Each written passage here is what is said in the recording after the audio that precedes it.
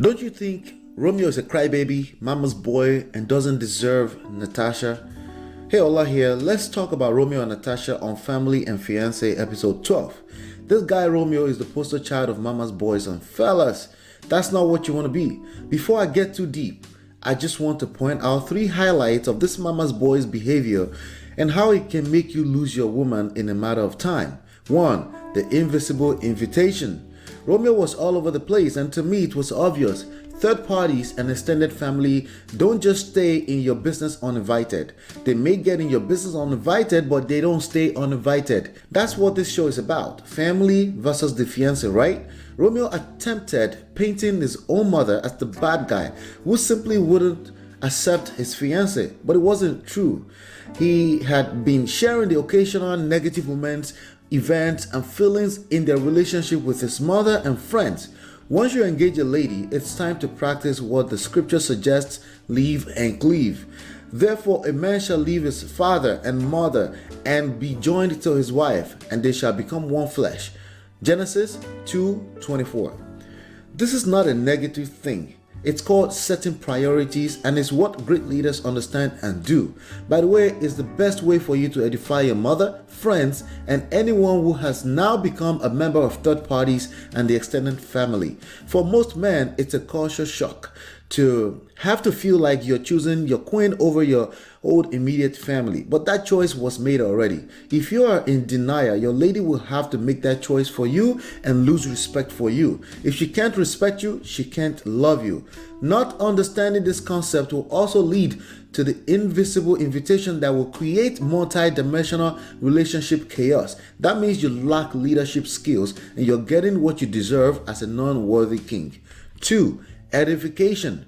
Naturally, your mother, friends, and other extended family members will defend you if they can't trust your choice of a woman. But ultimately, they're going by your vibe, especially if you have been running your mouth. This wasn't obvious in the beginning of the episode because Romeo and Natasha claimed to be doing well financially, but in the same breath, Natasha was offered a job that she didn't like by one of Romeo's friends. She eventually quit that job, and the friend was using that to label her as lazy and to judge their relationship. It was revealed later that Romeo had shared lots of non-edifying information about Natasha and their financial well-being with his mother and friends. At one point or the other, we've all made this mistake of sharing isolated moments of darkness with the extended family in the spirit of just a gist. You may be having a bad day or dark moment as a couple and felt the need to vent. It is very important to remember that such moments don't last. By sharing how you feel in that moment about your lady with the extended family, that's what they will keep remembering. Instead, commit to edifying your lady, and that's equivalent to self-edification. If you don't feel like it, it's probably best to be quiet. If you don't edify your lady, you will engage approval-seeking behavior like Romeo later when you feel better. Then you will waste energy on trying to convince your extended family that she is the right person to be your queen. 3. Instant fix and needy behavior. I know we live in an instant fix society, but kings don't subject to that pressure. Kings master the difference between actions that lead to moving forward in short term and actions that lead to moving forward sustainably in the long term. Romeo engaged manipulative and blackmail methods as instant fix between his mother and friends, aka third parties and extended family, and his lady. He even accused his mother of never really loving him, evident that his needy behavior is rooted in childhood trauma. By the way, just because he claimed this against his mother doesn't make it the truth. It sure confirms him a mama's boy, a man of 30 plus years old seeking validation and acceptance from mama.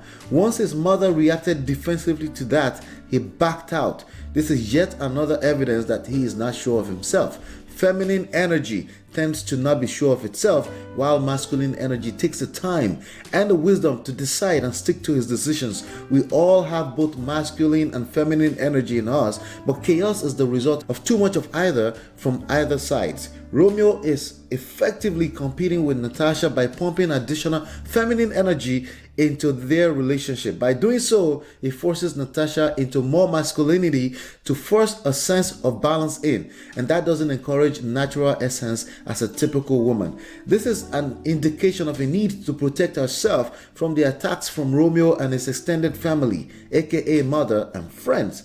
Right now, she is trying to protect herself with attempts to sell herself to them, something Romeo should be responsible for. She doesn't feel safe already and can't trust that Romeo is doing that properly. How could she feel safe once she found out that Romeo is telling and leaking their personal financial business outside? Did you see the scene where Romeo started crying? You would notice that the mother doesn't even like the scenery, as she, like most other women, hates weak men. A man who lacks confidence is probably the most unattractive thing to behold for a woman, even if she's your mother. Romeo needs to work on his self-confidence so he can start showing up like a king. It's evident because he runs his mouth so much, misfiring, backtracking, crying, and effectively attracting more disrespect for him and Natasha in the process. If he doesn't, it's only a matter of time before Natasha loses all respect for him and leave. My name is Ola, one half of a duo with my beautiful wife Lola. We are the co-authors of Get My Marriage Back and co-creators Lola and Ola.com. By the 10th year of our marriage, my wife filed for the divorce. Just the two of us have taken full responsibility for how we got into that extremely painful space. Other people were involved, and it made things even worse, but we intentionally and unintentionally invited them in at the end of the day. Lola and I are 100% responsible for that invitation. Guess who's responsible for a brand new and stronger marriage? Besides God, we both take full credit for that as well. Yes, it took two to tango using the techniques in this book, but I started the dance first and it worked. I, as the king, decided to take the lead. You only need you to put the secret techniques to work immediately to fight for the relationship and maybe your marriage. Get My Marriage Back is a quick read, but you will enjoy it because we opened up and shared tons of our stories with you. You will be able to relate to one and all of these stories. Get it free at www.getmymarriageback.com. We've turned the idea of awesome relationships and marriages into a science. Our story and insights are helping lots of people, particularly those who are experiencing a crisis in their marriage and relationships. We use a simple formula called a GPS, and you can learn all about it in the book and on this channel every week. Be sure to subscribe and sign up for notifications. If anything I said makes sense, please hit the love like button on this video. Never mind what the new age philosophies are saying. There's a place for masculine and feminine energy in every relationship. A king must show up as a king in order to attract a queen who loves life too much to be angry. If you already have an angry lady, start treating her like the queen she is and watch her consolidate her behaviors with that impatience. Love is patient. 1 Corinthians 13:4. Women in your life will test that patience. If you don't educate yourself on these things, you and the person you love will be out of essence and will suffer for it. When you learn it, you can smell crap from miles away and effectively avoid it. In the same token, you will have the skill to attract the love and relationships you desire and deserve. Get the book free at www.getmymarriageback.com.